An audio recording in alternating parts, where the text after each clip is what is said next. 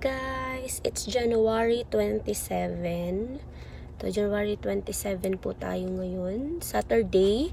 At this is na my look right after po ito guys. As in, right after chemical peel. Ang tawag natin ngayon sa chemical peel na to ay TCA peel.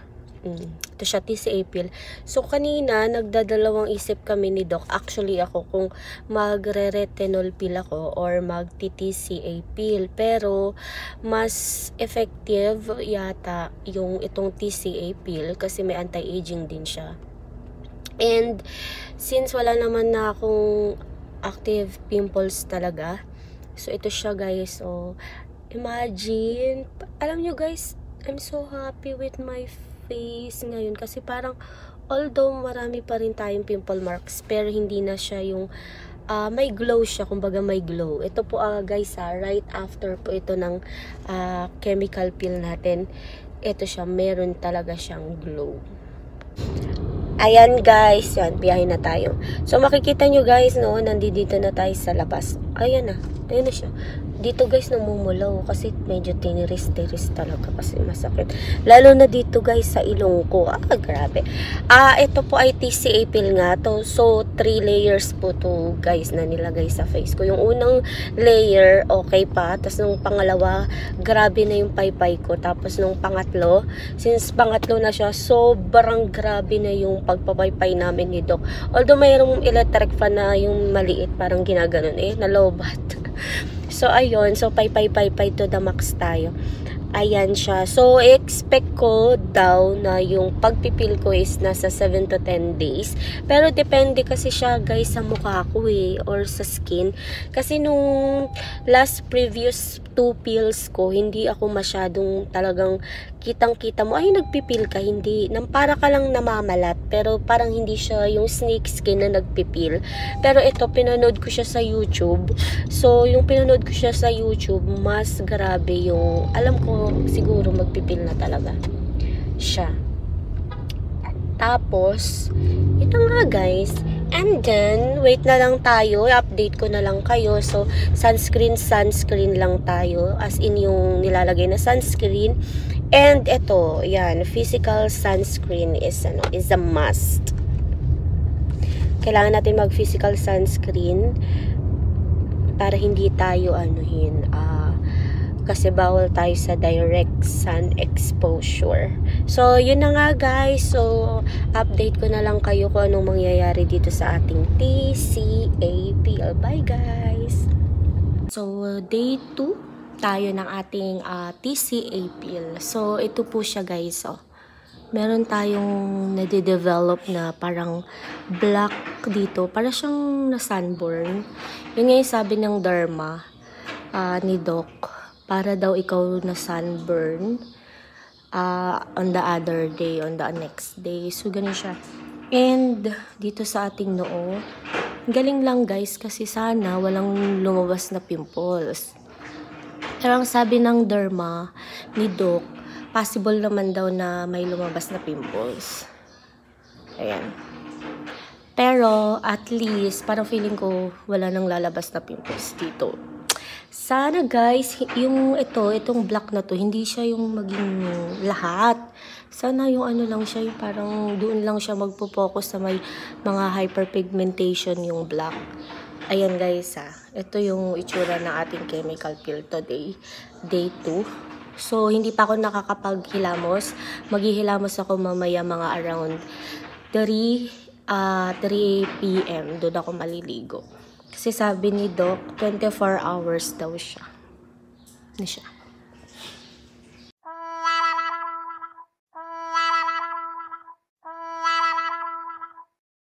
Nasa training tayo. Tingnan niyo yung mukha natin.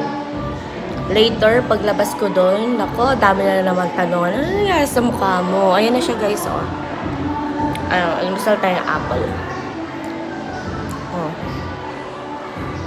Kala. Go. Let's push this. Guys, grabe. Sobra tayong, alam niyo yung pakiramdam na sobrang tight. Anong oras na? 4 o'clock na guys ng hapon. Todo sunscreen lang ako, pinapatong-patong ko lang. Ngayon, buti 4 o'clock na, wala nang masyadong init pag ako ay umuwi. Yan siya guys, oh. Tingnan nyo. Pero parang, nag-i-start na siya dito. Take note, may lumabas tayo isang pimples dito. Pero okay lang. Tingnan siya guys, oh. Yan, oh. Sana hindi na siya, sana yung pagkaitim niya, ganito na. As in, ito na yung pagkaitim niya. Ang hirap guys kapag ito lahat ganun, mahirap para tayong naanhan dito. Pero ayan, sana yan na lahat yung dark spots niya, tapos magpipil na lang siya. Dito nararamdaman ko guys nagpipil na siya. So ayan lang guys, so day 3 ngayon guys ha, day 3 to. Hi guys, nakakaloka. Tingnan natin guys natin ngayon. Ayan, dito tayo guys ngayon. School tayo. Hi! Hello guys. How are you? So, andito ako sa room ngayon. So, nag-break away kami sa training. Okay, sa training. Tapos, update ko kayo. Kaloka. Update ko kayo sa face natin. Oh. Ito na siya. Hindi ako ganito nagbakbak nung nag-retinol pill ako. Pero, para makita nyo ng tuluyan. Ayan siya. So, ayoko lang hawakan kasi madumi yung kamay ko. Nag-alikabok ako sa paligid. Siya. Unti-unti na siyang namamalat. Actually, tiis ganda lang talaga tayo. Tiis ganda for today. Yan na siya ngayon, guys. Hindi ko alam kung day 3 ngayon o day 4. Kung day 4 ngayon, kung kasama yung day nung nagpapil ako. Pero kung hindi, day 3 siya. Diba, guys? Malat-malatan ang Disney Princess. Feel so tight siya. Tayo. Ayan. Yung mga makikindap na yan, ibig sabihin, hindi pa yan nagpipil. Ito, laptop tayo dito guys kasi na-break away kami sa training, tapos dito kami sa room. Ayun. Itong outfitan natin guys, na-inspired lang ako kay Alex Gonzaga sa kanilang bagong vlog ni Tony ng kanyang kapatid. Ang kitab. Okay, so ito siya. Outfitan natin ngayon. Parang girly girl lang. Parang pumpasok lang sa school. So, ang plano ko guys, after nitong TCA pill to, hindi na ako magpapapil ulit. Ito na siya. Kasi, sa tingin ko okay na ako. Patingnan nyo dito guys, oh. Naglighten na yung aking pimple scars na although may deep scars ako, pero hindi naman siya ganun kadami. Ayun. Tapos, si doktora, manganganak na siya. I think. So, ayoko na. Guys, nakaka-hassle. Buti sana kung wala kang pasok, yung hindi ka umaalis.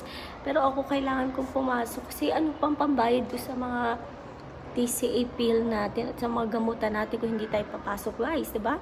So, kailangan natin pumasok. So, ito naman na siya guys, oh. Naglighten naman na yung scars ko kahit hindi pa nga natatanggal yung pagpipili. Yan o. Diba? Parang so happy. Guys, I'm so happy. Kasi, tingnan nyo naman. Diba? Ano na, hindi na siya ganun kahalata. Kumbaga, hindi na siya ganun kahalata. Ayan guys. So, yun nga, manganganak na si doktora. So, I think hindi na ako ulit magpapapil. Medyo makati siya guys. Grabe. At ito lang ang tumubo sa aking pimples. Tenicular. Yan lang yung tumubo sa ating pimples. So, thank you guys for watching my vlog. At medyo nadagdagan yung subscribers natin. So, maraming salamat. Actually guys, no, kasama ko kayo sa pag-a-update ko nitong mukha ko. Kahit di naman kailangan, pero ayan, nilalagay ko. So, ayun na nga, wait lang, gagawa ako ng mga dapat gawin kasi ipapacheck namin sa aming master teacher mamaya yung aming ginawa. So, at least, kahit pa paano may laman tayo. Actually guys, lahat ng kaganapan na to sa life, to nga, ganito yung itsura ko, pumapasok ako, humarap ako sa maraming tao, although gusto nilang magtanong, pero siguro yung iba hindi na nagtatanong. But anyways, I'd like to appreciate myself. Yan, na-appreciate ko yung self ko lalo ngayon kasi hindi ko pinapabayaan yung sarili ko. Although, nahihirapan ako talaga guys, napapagod ako, parang feeling ko, ano na siya, parang feeling ko ba, ako lang yung supporter ko. Although may mga friend ako na talagang sinusuportahan ako, yung mga rant friend ko. Pero, alam mo yun, as much as I want to be happy, pero hindi ako nagiging masaya kasi yun nga, napagdaanan ko siya. Doon ako guys doon ako medyo nasasaktan. Napagdaanan ko siya. Bakit ko siya napagdaanan? Bakit siya nangyari sa akin? So, kaya hindi ako nagiging masaya. Although, I am doing my best to heal myself. Gaya nga nito, diba? I'm healing myself. So, yun lang. And, siguro kung mapagdadaanan ko ng ibang tao, kunyari, iniisip nila, simple lang ito. Pero sa akin, hindi siya simple, guys. As in, it's not simple. Anyways,